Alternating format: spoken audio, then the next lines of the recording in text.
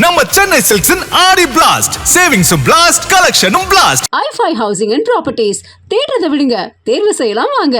Call 9962557557. Annamal institute of hotel management and catering hospital management admission நடைபெறுகிறது. படிக்கும் போதே ரூபாய் 5000 to 15000 வரை சம்பாதிக்கலாம். கன்னியாகுமரியுடைய காங்கிரஸ் பாராளுமன்ற உறுப்பினரான திரு விஜய் வசந்த் அவர்கள் அவருடைய எக்ஸ்ட்ரா பக்கத்துல ஒரு பதிவு ஒன்று போட்டிருக்காரு. ஒரு காலத்துல நரேந்திர மோடியுடைய பாஜக ஊழல் விஷயத்துல தார்மீக ரீதியா உயர்ந்த நிலையில இருக்கிறதா கூறி வந்தது. இன்னைக்கோ அந்த தார்மீக வழிகாட்டி சிதைந்து கிடக்குது. நிறுவனங்கள் உள்ளீட்டற்றதாகிவிட்டது. பொறுப்பு கூறல் பாரபட்சமாகிவிட்டது. வெளிப்படைத்தன்மைக்கு பதிலா உறவுமுறை சார்பு வந்துருச்சு. ஊழல் இருக்கிறது உண்மையான சோகம் அல்ல, மாறா இந்த அரசாங்கம் அது அரசியல் ரீதியாகவும் முக்கியமற்றதாகவும் ஆக்கிவிட்டதுதான் உண்மையான சோகம் அப்படிங்கிற மாதிரியும் தன்னுடைய ஆதங்கங்களை வெளிப்படுத்தி இருக்காரு. இந்த இதுவே ரெக்கக்னைஸ் பண்ணியிருக்காங்கன்னா அது வந்து நேரில் பெரிய விஷயம் தான் சொல்லுவேன். இப்போ தந்தையோட மறைவுக்கு பிறகு அந்த டைம் பேசினாங்க. ஸோ அந்த குடும்பத்துக்கு தான் நாங்கள் வந்து சில விஷயங்கள் பண்ண வேண்டியது இருக்குங்கிற மாதிரி காங்கிரஸ் சில தலைவர்கள் பேசினாங்க. ஸோ எளிமையாக நடந்துருச்சு அவங்களுக்கு இந்த சீட் வந்தது இல்லை அப்படின்னு நம்ம சொல்ல முடியாது. ஏன்னா வந்து அதாவது அப்பாவுடைய தொண்டு காங்கிரஸ் கட்சிக்கு பார்த்தீங்கன்னா வந்து ஈடு கொடுக்க முடியாத ஒரு தொண்டு. கட்சிக்கு மட்டும் இல்லை, மக்களுக்கும் சரி, சமுதாயத்துக்கும் சரி, அதே மாதிரி வந்து வியாபாரிகளுக்கும் சரி. ஸோ அவங்களோட ஜேர்னி வந்து ஒரு பெரிய ஜேர்னி. அவங்களுடைய கனவு ஃபுல்ஃபில் ஆனது 2019 ஒரு எம்பி ஆகி அவங்களுடைய அந்த டேர்மை முடிக்க முடியாமல் அவங்க வந்து கொரோனாவால் பாதிக்கப்பட்டு இறந்துட்டாங்க.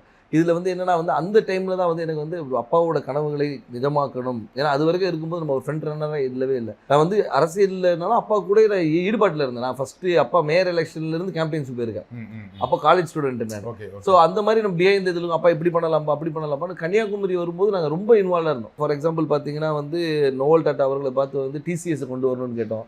அதே மாதிரி ஒரு ஜப்பான் நிறுவனத்தோட வந்து கடல் சீத்தத்தை எப்படி பண்ணலாம்னு பேசினோம். அப்பா வந்து முயற்சி எடுத்து ஏர்போர்ட்டே வர ஃபீஸிபிலிட்டி இல்லைன்னு சொல்லும்போது ஒரு எக்ஸ்பர்ட்ஸை கூப்பிட்டு வந்து அவங்கள டெல்லி கூப்பிட்டு போய் வாங்கி எஸ் இஸ் ஃபீஸிபிள்னு சொல்லி ஃபஸ்ட் ஃபேஸ் பண்ணி செகண்ட் ஃபேஸும் ஓகே. ஸோ இந்த மாதிரி ஒரு விஷனோட போயிட்டு இருக்கும்போது திடீர்னு மறைந்தவொடனே ஐயோ அது பண்ண வேண்டிய கடமை நம்மளுடைய கடமைன்னு நான் சொல்லுவேன். ஒரு தந்தையை விட்டு போன பணிகளை மகனாக செய்ய வேண்டியது. அது குடும்ப ரீதியாகவும் சரி, வசந்தன் கோவாக இருந்தாலும் சரி, சமூக பணியாக இருந்தாலும் சரி, வந்து இது எனக்கு செய்ய வேண்டிய கடமைன்றது எடுத்து உங்களுக்கு அந்த கடமையை அதை நம்ம பண்ணணுங்கிற ஒரு ஆசையும் கடமையும் இருக்குது. பட் கட்சிக்குள்ளே அதை முழுமையாக ஒத்துக்கிட்டாங்களா? கட்சிக்குள்ளே வந்து முழுமையாக ஒத்துக்கிட்டாங்கன்னா நான் வந்து மறைந்த பின்பு நான் உள்ளே வரல. அதுக்கு முன்னாடி பார்த்து ஏஐசிசி மெம்பராக இருந்திருக்கேன், ஆர்ப்பாட்டங்களில் கலந்துருக்கிறேன், நிகழ்ச்சிகளில் கலந்துருக்கேன். ஏன்னா அப்பா ஃப்ரண்ட் ஹேண்ட் இருந்தாலும் நம்ம தெரியல. நிறைய பேர் கேட்டால் நீங்கள் கட்சியில் என்ன இருந்தீங்க சார், நான் இதில் இருந்த பாருங்க அப்படின்னு ரெஃபரன்ஸ். ஓகே நீ இருந்திருக்கீங்களான்னு ஒரு இது வந்து அப்பா மறைவு பின்பு வந்து நம்ம தெரிஞ்ச உடனே ஒரு லைம் லைட்டில் வந்த மாதிரி. நடுவில் கார்த்தி சிதம்பரம் அவர்கள் கன்னியாகுமரி தொகுதிக்கு வந்து பிரியங்கா காந்திக்கு விருப்ப மனு கொடுத்தாரு இல்லையா? அப்போ எப்படி இருந்துச்சு அது? அப்போ எனக்கு என்ன தோணுச்சுன்னா, ஓகே கட்சிக்குள்ள அதுக்கு முன்னாடியே பேசிட்டு இருந்தாங்க விஜய் வசந்துக்கு தான் தொகுதி கொடுக்க போறாங்க அப்படின்னு பேசிட்டு இருக்கும்போது இந்த ஒரு நிகழ்வு நடந்தது.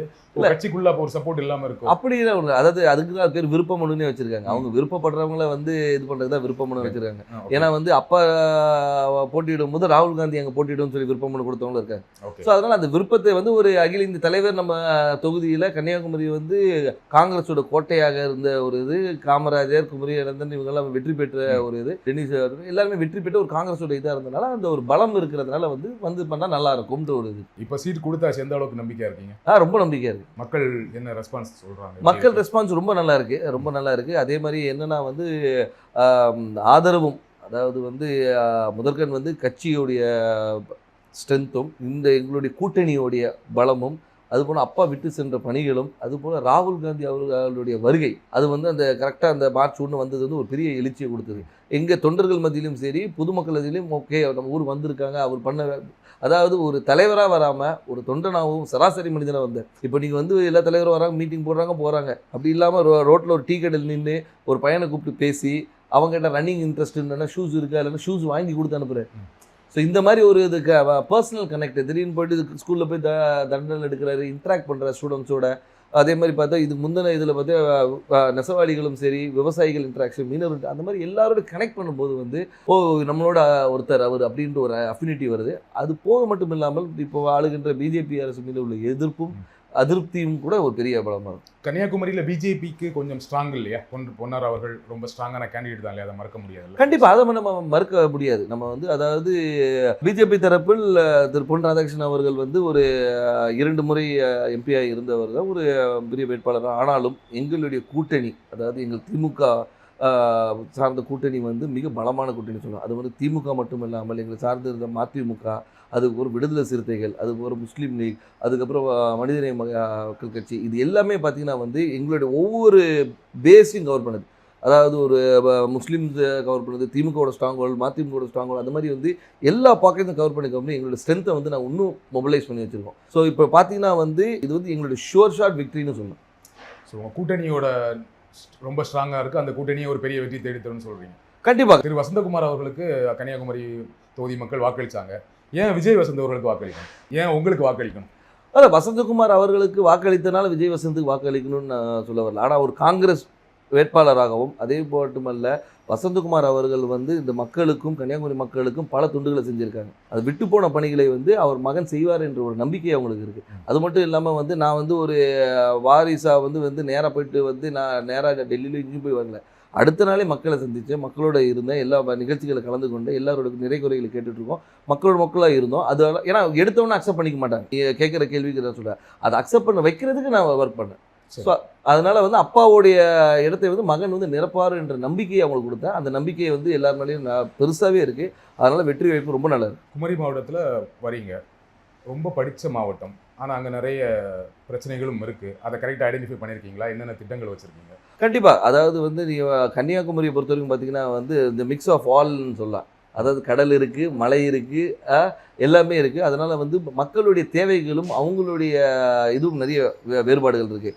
ஒரு பாக்கெட்டையும் நாங்கள் அனலைஸ் பண்ணி வச்சுருக்கோம். அதாவது இந்த மக்களுக்கு இது தேவை, இவங்களுக்கு இது தேவையில்லைன்ற அளவுக்கு அனலைஸ் பண்ணி வச்சுருக்கோம். மக்களுக்கு விரோதமான எந்த ஒரு சட்டத்தையும் கொண்டு வரக்கூடாது என்ற ஒரு முடிவும், மக்களுக்கு எப்போவுமே நன்மை கொடுக்கணுன்ற ஒரு சட்டத்தை கொண்டு வரணும். அவங்கள மக்களுடைய வாழ்வாதாரத்தை உயர்த்துகிற அளவுக்கு என்ன செய்யணுமோ அந்த திட்டங்களை கொண்டு வந்து. எனக்கு தெரிஞ்ச வரைக்கும் குமரி மாவட்டத்தில் வாழ்வாதாரம் ஓரளவுக்கு நல்ல வாழ்வாதாரம் இருக்கும். எல்லாமே படித்தவங்களாக இருப்பாங்க, வேலையில் இருப்பாங்க. ஆனால் என்னென்னா அங்கே என்ன வேலை கிடைக்குன்னா, ஒன்று படித்து முடித்தா டீச்சர், பெண்களாக இருந்தால் நர்ஸு, அப்படி இல்லைன்னா இப்போ ஒரு சமீப 10 வருடங்களாக சாஃப்ட்வேர் இன்ஜினியர் நிறைய பேர் வந்து சென்னையில் வேலை பார்க்குறாங்க, ஃபாரின் போவாங்க, கப்பல் போவாங்க, இந்த மாதிரி வேலை செய்வாங்களே தவிர மாவட்டத்துக்குள்ள வேற என்ன வேலை வாய்ப்புனா எதுவுமே பெருசாக கிடையாது. ஃபேக்ட்ரிஸ் கிடையாது, சாஃப்ட்வேர் கம்பெனிஸ் கிடையாது. அப்போ அதற்கான திட்டங்கள் என்ன?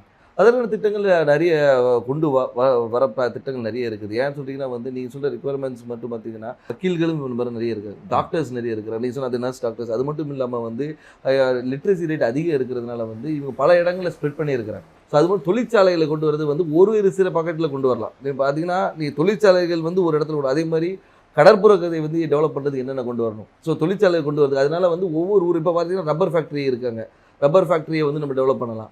ஸோ வந்து அது மாதிரி தொழிற்சாலை நிறைய இருக்குது. அதே மாதிரி வேலைவாய்ப்பு திட்டங்களும் நிறைய கொண்டு வரலாம். நம்ம என்னென்னா நம்ம மக்கள் என்னென்னா இங்கே இருக்கிற மக்கள் எல்லாமே பாதி பேர் வெளியே தான் இருக்கிறாங்க. இப்போ இந்த கொரோனால தான் நமக்கு தெரிஞ்சு பாதி பேர் ஊரில் இருக்கும். இவ்வளோ பேர் வந்து நம்ம ஊரை சார்ந்தவங்க இந்த தமிழ்நாடு முழுக்க இருக்காங்கன்னு தெரியும். நம்ம சென்னை சில்க்ஸின் ஆடி பிளாஸ்ட், சேவிங்ஸும் பிளாஸ்ட், கலெக்ஷனும் blast. i5 housing and properties. தேடுறதை விடுங்க, தேர்வு செய்யலாம் வாங்க. Call 9962 557 557. Annamal institute of hotel management and catering hospital management admission நடைபெறுகிறது. படிக்கும் போதே ரூபாய் 5000 to 15000 வரை சம்பாதிக்கலாம்.